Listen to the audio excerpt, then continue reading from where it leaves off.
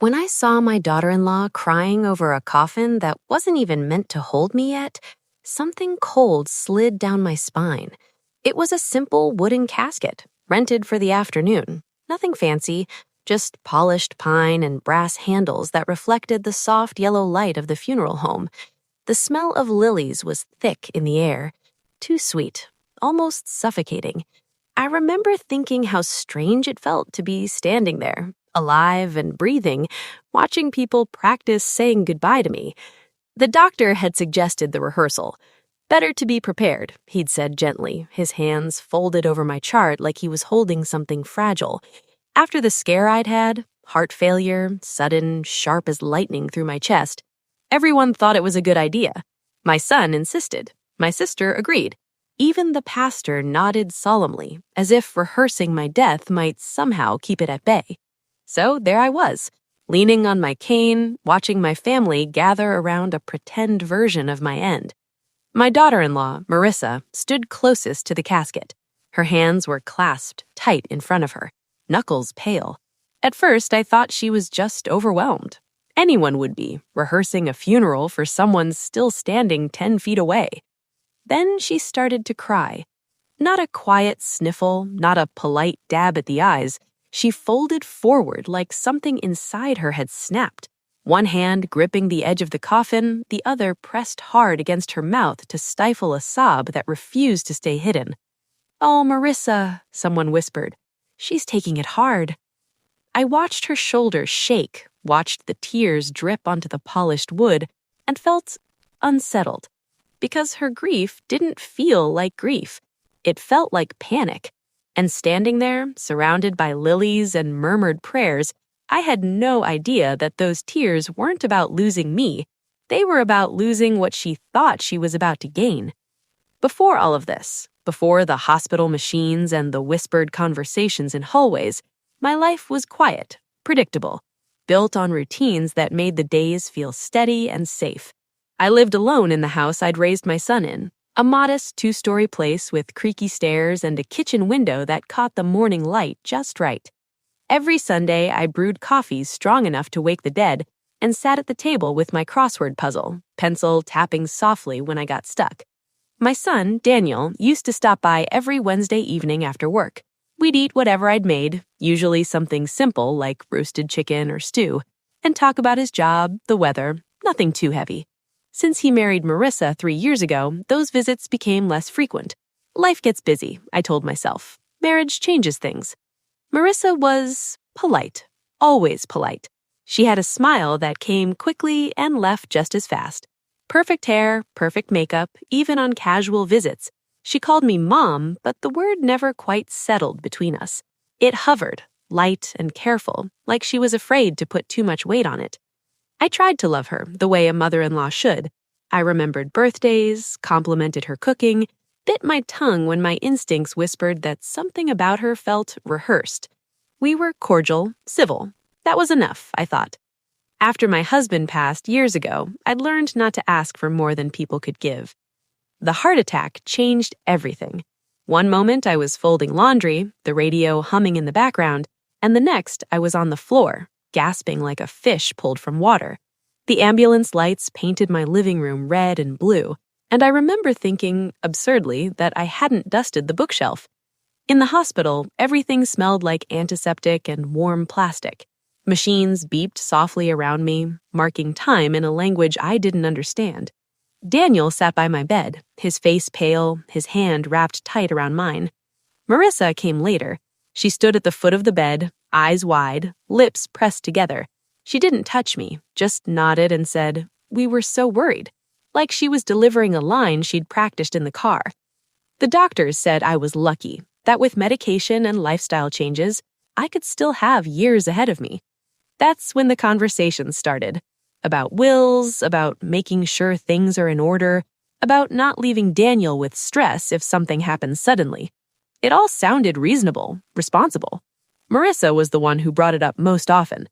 "Mom, have you updated your will recently?" she asked one afternoon, her tone light, almost cheerful, as she poured tea into my favorite chipped mug. "You never know. It's better to be prepared." Prepared. The same word the doctor used. I told her I'd taken care of it years ago, after my husband died. She smiled, nodded, and let the subject drop. But after that, I noticed things. How she lingered in my study, eyes flicking toward the filing cabinet. How she asked questions about the house, when it was paid off, what it was worth now, whether I'd ever thought of downsizing.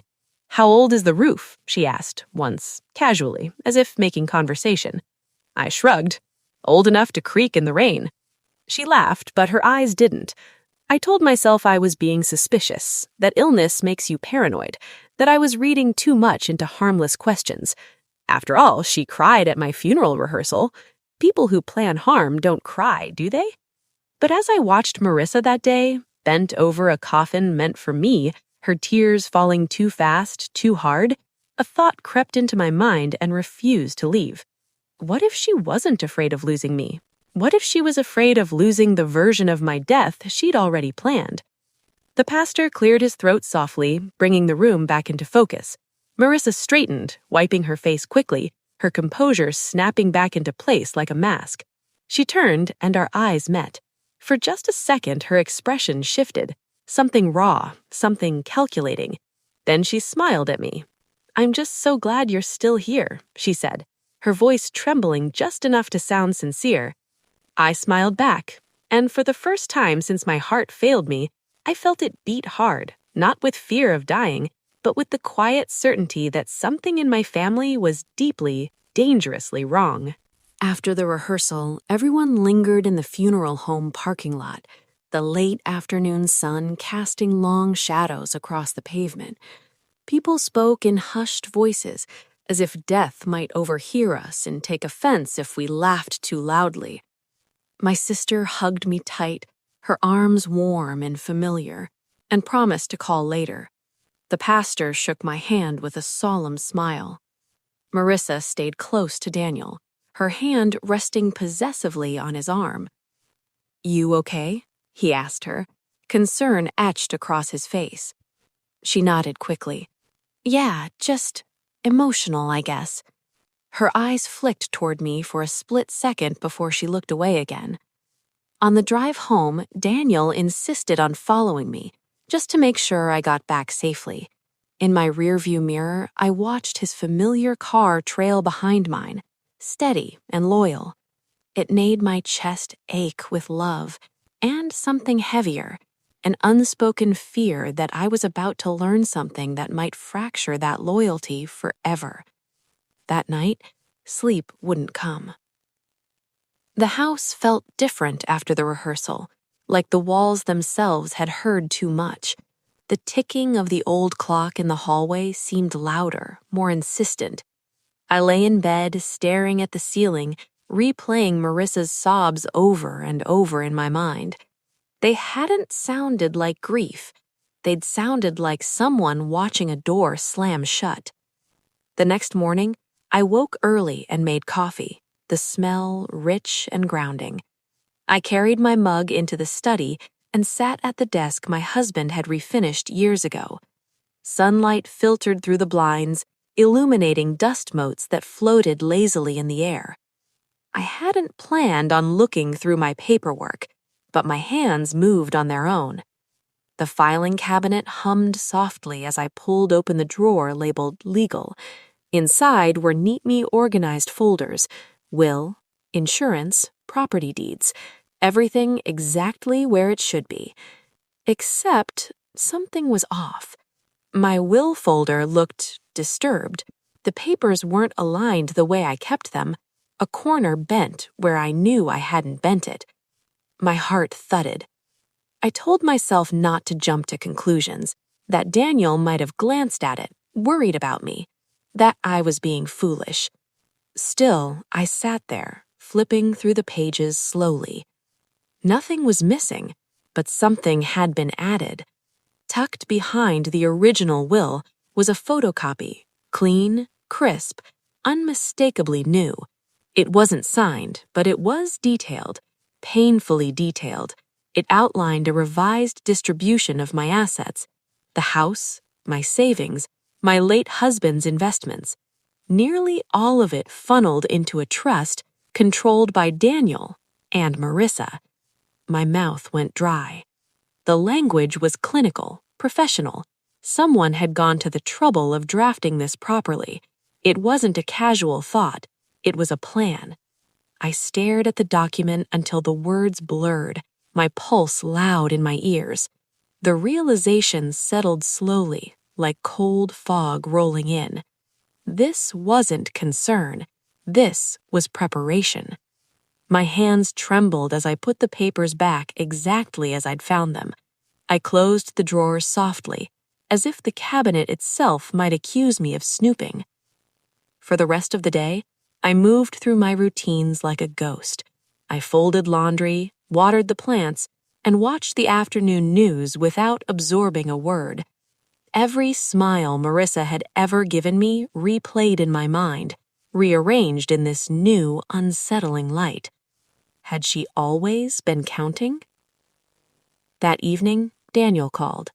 "Hey, Mom, just checking in. How are you feeling today?" "Better," I said, and it wasn't a lie, physically at least. "Good. Marissa wanted me to ask if you need help with anything this week." I pictured her face as he spoke, imagined her standing nearby, listening. "I'm fine," I said, "but maybe you two could come by tomorrow. There are some things I'd like to talk about." There was a brief pause. "Sure. Everything okay?" "Yes," I said softly. "Everything's fine." They arrived the next afternoon, right on time. Marissa carried a small container of soup, insisting it was low sodium and doctor approved.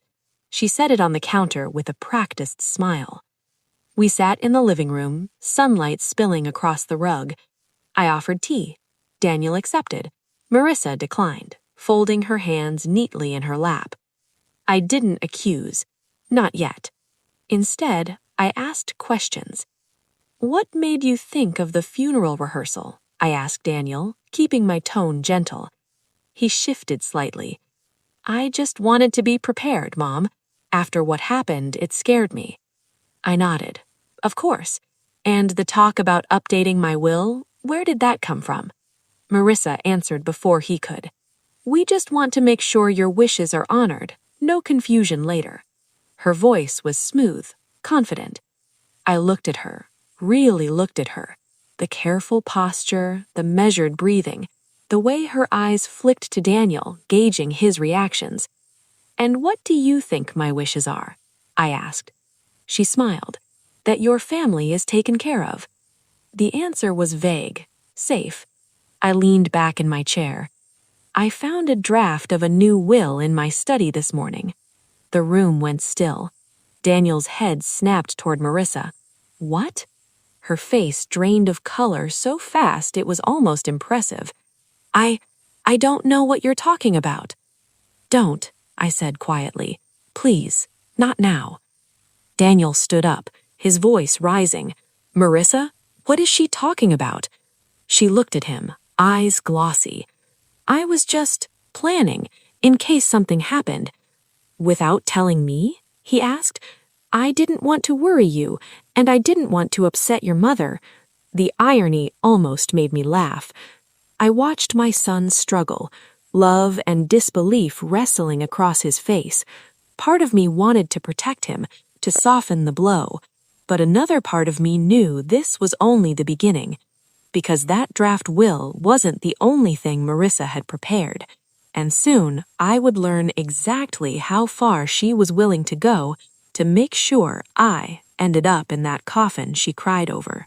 After they left that afternoon, the house fell into a silence so deep it felt like pressure in my ears. I sat in the same chair long after their car disappeared down the street, staring at the place on the rug where Daniel had been standing, his voice tight with confusion. I didn't cry. Not then. There's a kind of shock that dries you out from the inside, leaves you brittle and alert. I felt it settle into my bones as I replayed Marissa's face when I mentioned the will. How quickly fear had replaced confidence. How easily the tears had come after. Too easily. That night, I made a decision. If Marissa had been planning quietly, carefully, then I needed to do the same. Not out of spite, out of self-preservation, out of love for my son, even if it meant seeing something about his marriage that would break his heart. The next morning, I called my lawyer. His office smelled faintly of old books and lemon polish. He listened without interrupting as I explained everything: the rehearsal, the draft will, the strange questions, the tears at the coffin. When I finished, he folded his hands and sighed. "You're not the first," he said gently, "and you won't be the last." That sentence hurt more than I expected. We went through my documents together, page by page. He confirmed what I already suspected. The draft wasn't legally binding, but it wasn't harmless either. Someone had invested time and money into preparing for my death. "Can she do anything without my consent?" I asked. "No," he said firmly, "not unless you're declared incompetent, or unless you sign something you don't understand." I felt my stomach tighten. "Has anyone asked you to sign new documents recently?" he asked. I thought of Marissa's soup, her careful tone, her insistence on being helpful. "No," I said, "but I think she might try." We put safeguards in place that day, locked my accounts, added layers of verification, updated my will, not to punish but to protect.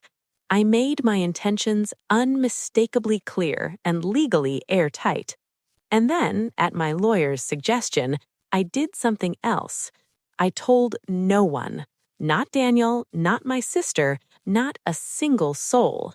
I wanted to see how far Marissa would go if she thought her plan was still on track. It didn't take long. A week later, Marissa called me directly. Her voice was honeyed, almost apologetic. "I've been thinking about what happened. I hate that things got uncomfortable." "So do I," I replied. "I was wondering if I could come by tomorrow, just us. Maybe we could clear the air." There it was, the private meeting. "Of course," I said, "I'd like that." She arrived the next afternoon wearing a soft gray sweater and no makeup, her hair pulled back simply. It was a different version of her, carefully constructed vulnerability. We sat at the kitchen table, the same one where my son used to do homework, where my husband used to read the paper. Sunlight spilled across its worn surface, highlighting every scratch and memory. Marissa folded her hands and took a deep breath. "I never meant to overstep." "I believe you," I said, and in that moment I did believe that she believed herself. "I just worry," she continued, "about Daniel, about the stress he'd be under if something happened suddenly." "You worry about him," I echoed. "Yes," she said quickly, "he's my husband." I watched her carefully, the way her fingers tapped once, twice before stilling, the way she avoided my eyes when the conversation edged too close to truth. "I wanted to ask you something," she said, her voice dropping. "Have you thought about giving us power of attorney? Just temporarily, until you're fully recovered." There it was, the quiet click of a trap closing. I sipped my tea slowly, buying myself time. "Why would I need that?" "Well," she said, "doctors say stress can cause setbacks. It would be easier if we could help manage things, bills, appointments, just until you're stronger." I set the cup down carefully. "I'm feeling stronger every day." She smiled, but it didn't reach her eyes. "Of course, but you never know." I met her gaze then, steady and unblinking. "I do know, Marissa. I know exactly what I want." Her smile faltered. "I've already taken care of my affairs. Everything is settled. There's nothing to manage." Silence stretched between us. "You updated your will?" she said slowly. "Yes." Her fingers tightened around each other. "And Daniel?" she asked. "Daniel knows what I want him to know." Her color drained from her face again. This time, she didn't bother hiding it. "I think you're misunderstanding me," she said, her voice sharper now. "I'm just trying to help." Help doesn't look like preparation for someone's death, I said quietly. She stood abruptly, chair scraping against the floor. I think this conversation is over. I agree, I said. She left without another word. That evening, Daniel called. His voice was strained. Marissa says you accused her of something terrible. I told her the truth. He sighed. I don't know what to think anymore. Neither did I. But I knew this wasn't going to stay private much longer. Marissa had counted on silence, on politeness, on my age and recent illness keeping me quiet. She hadn't counted on my survival, and she certainly hadn't counted on the truth having a way of surfacing, especially when a community starts to notice that a woman who was supposed to be dying isn't. The shift didn't happen all at once. It was subtle at first, like a hairline crack spreading through glass. Daniel stopped calling every Wednesday. When he did call, his voice felt distant, careful, like he was choosing his words from a script he hadn't written himself. Marissa, on the other hand, became unusually visible. She posted pictures online of homemade meals labeled "taking care of family" and shared articles about being married to an only child, about the emotional toll of caring for aging parents. People started reaching out. "Your daughter-in-law is such a blessing," a woman from church said one Sunday, squeezing my hand. "You're so lucky to have her looking out for you." I smiled, thanked her, let the comments settle like a stone in my pocket. That's when I realized Marissa wasn't just planning privately anymore. She was curating a story. It became clear during a small gathering at my sister's house a few weeks later. Just family, coffee and pie, laughter that felt slightly forced, like everyone was aware of an invisible line they shouldn't cross. Marissa arrived late, apologizing breathlessly. "Traffic," she said, though her hair was perfect and her shoes spotless. She sat beside Daniel, her hand finding his knee under the table, and then, casually, she said it. "We've been worried about Mom," she told the room. "She's been very confused lately." The word hung in the air. Confused. I felt my sister stiffen beside me. "Confused how?" Marissa sighed softly. "She forgets conversations, gets defensive when we try to help. I think the hospital stay really affected her." Daniel shifted uncomfortably but said nothing. I took a bite of pie, savoring the sweetness, letting it ground me. "I remember everything quite clearly, including this morning when you posted about managing my affairs." Her eyes widened just a fraction.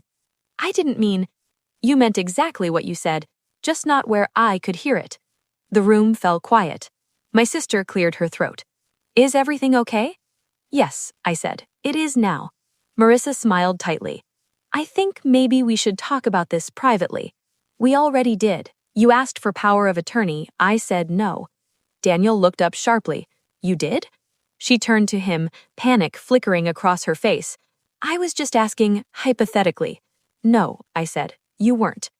There's a moment in every family conflict when politeness finally collapses under the weight of truth. This was ours. I've taken steps to protect myself, legally, medically, financially. No one will be making decisions for me without my consent. Marissa said, "This is ridiculous." I agree, which is why it's ending. Her chair scraped loudly as she pushed it back. "Daniel, are you really going to let her talk to me like this?" He looked between us, his face pale, eyes searching. "Marissa, why didn't you tell me you asked for that?" She turned to him, panic flickering across her face. "I was just trying to protect us. Your mother is sick, Daniel. You're in denial." The word sick landed differently this time. My sister spoke up, her voice steady. "She looks pretty strong to me." Something shifted then, not just in the room, but beyond it. People talk, families especially. Within days, questions started circulating. Quiet ones at first, then louder. Someone mentioned that Marissa had been asking about my accounts at the bank. Another remembered her calling the insurance office on my behalf. The final blow came when my lawyer received a call from Marissa.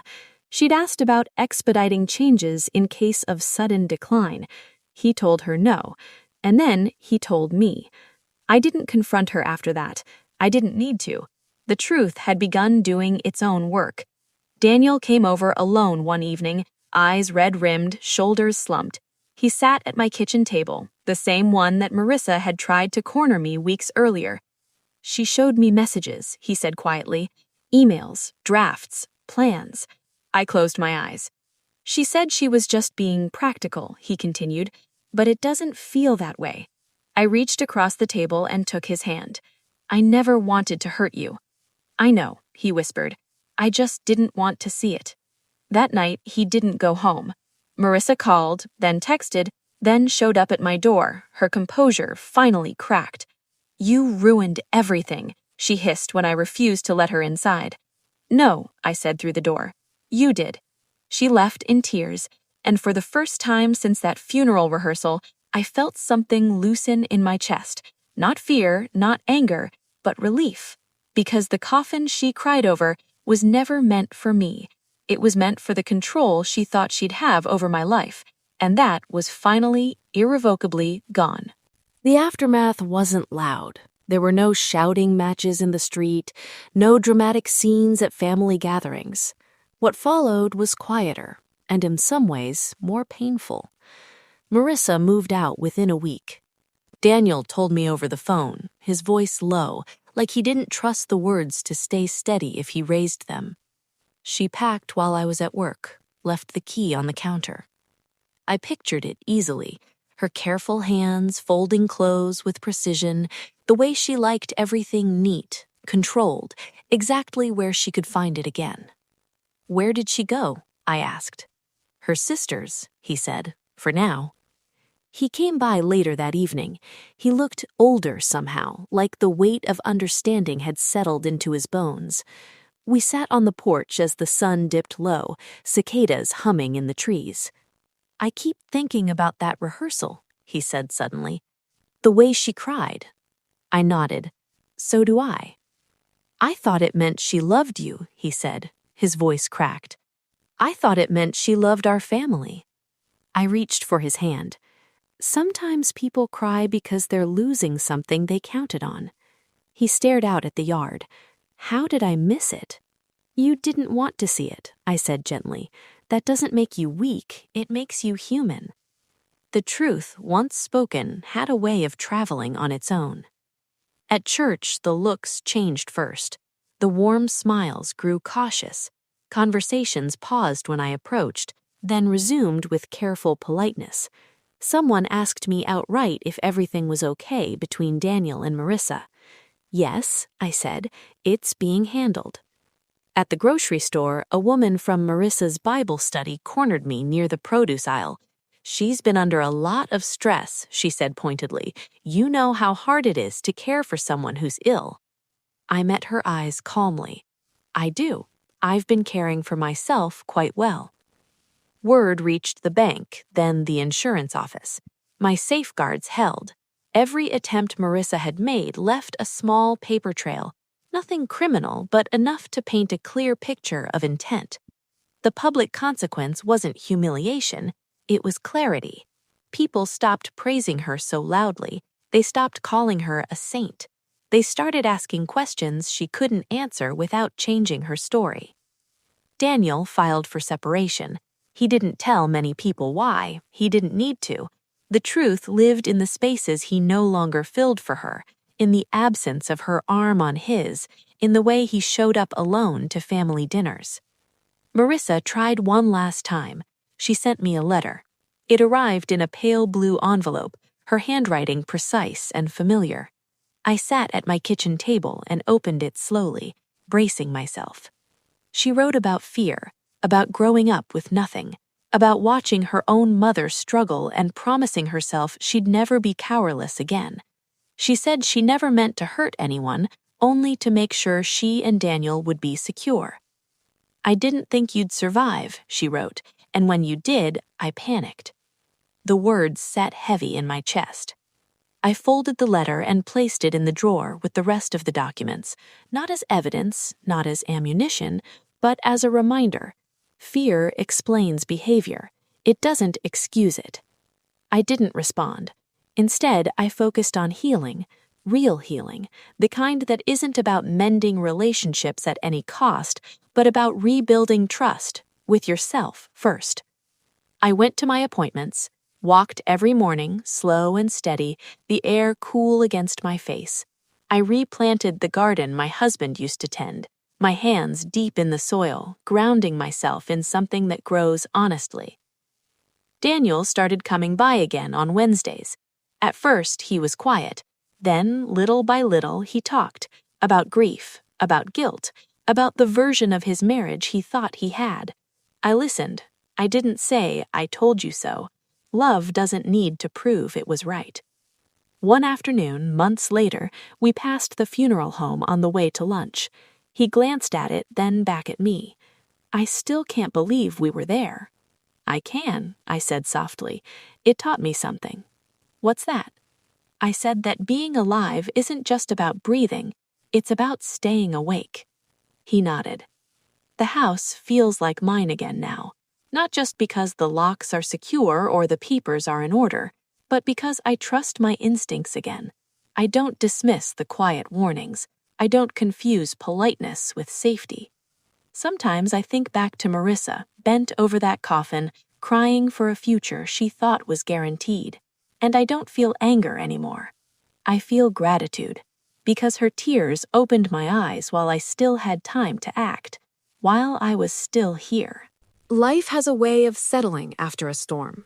Not back into what it was, but into something quieter and truer. The months that followed felt like that. Not dramatic, not easy either, just honest. Daniel finalized the separation in the spring. He didn't rush it, and he didn't drag it out. He said he needed time to understand who he was without the constant pressure to defend someone else's choices. I respected that. Healing isn't something you can schedule between work meetings and grocery runs. On the day he signed the papers, he came to my house afterward. He didn't say much, just sat at the kitchen table, hands wrapped around a mug of coffee that had long since gone cold. "I keep wondering," he said finally, "if she ever loved me, or if I was just part of the plan." I chose my words carefully. "I think she loved you the only way she knew how," I said. "But love that's built on fear will always try to control." He nodded, eyes glossy. "I don't ever want to live like that again." "You won't," I said. "You've learned too much." As for Marissa, she faded from our lives quietly. There were no more letters, no surprise appearances. Occasionally, I heard updates through the community. New job, new apartment, new circle of people who didn't know her past. I wished her well, not because she deserved forgiveness, but because carrying bitterness would have cost me more than it ever cost her. One afternoon, while organizing old photo albums, I came across a picture of my husband and me, standing in this very kitchen, younger, arms around each other, smiling like the world was solid beneath our feet. I touched the photograph gently. He would have seen it, I thought. He always did. That realization brought a kind of peace I hadn't expected. My health continued to improve. The doctor smiled more at each visit. I learned to listen to my body, to rest without guilt, to move without fear. Survival changes you. It sharpens your priorities. I stopped apologizing for protecting myself, stopped explaining my boundaries, stopped shrinking to make others comfortable. And something beautiful happened when I did. People met me where I stood. My sister visited more often. Friends lingered longer over coffee. Conversations deepened, unburdened by pretense. Even Daniel seemed lighter, freer, like a man who had finally stepped out of someone else's shadow. One evening, we sat together on the porch, watching the sky turn pink and gold. "You know," he said, "I used to think being a good son meant never questioning my partner." I smiled softly. "Being a good son means being honest, with yourself and the people you love." He leaned back, exhaling. "I'm glad you stayed." "So am I said. Sometimes, late at night, I still think about that funeral rehearsal. The coffin, the lilies, the way Marissa cried like she was losing something precious. I realize now that she was. She lost control, and I gained my life back. Not just the years I was almost denied, but the clarity, the strength, the quiet confidence that comes from trusting your own voice again. Illness taught me my body is fragile. Betrayal taught me my instincts are not. And survival taught me this: you don't owe anyone access to your life just because they're family. You owe yourself honesty. I share this not to stir anger or fear, but to remind you to pay attention to the small things, the questions that feel slightly off, the tears that don't quite match the moment. Because sometimes the greatest danger isn't the end we're preparing for, it's the life someone else is quietly planning without our consent. And if you're lucky, if you listen, you'll catch it in time, before the rehearsal becomes real. As I sit here now, the house quiet except for the soft ticking of that same old hallway clock, I think about how close I came to trusting the wrong kind of concern. How easy it is to mistake politeness for love, planning for protection, tears for loyalty. If there's one thing this experience taught me, it's this: your intuition speaks long before proof arrives. It whispers in small moments, in a question asked too often, in help that feels heavy instead of comforting, in grief that doesn't quite fit the room. I ignored those whispers at first. I told myself I was imagining things, that age had made me suspicious, that sickness had made me fragile. But the truth is, listening to yourself isn't weakness, it's survival. Family betrayal cuts deep because it wears the face of trust. It comes wrapped in smiles and shared meals and promises of care. And when it's uncovered, it doesn't just break relationships, it changes how you see the world. For a long time, I wondered if I should have handled things differently, if I should have spoken sooner, softer, louder. But healing taught me something important too. You can only act on what you know when you know it. And when I finally knew, I chose myself. I chose clarity over comfort, boundaries over approval, life over silence.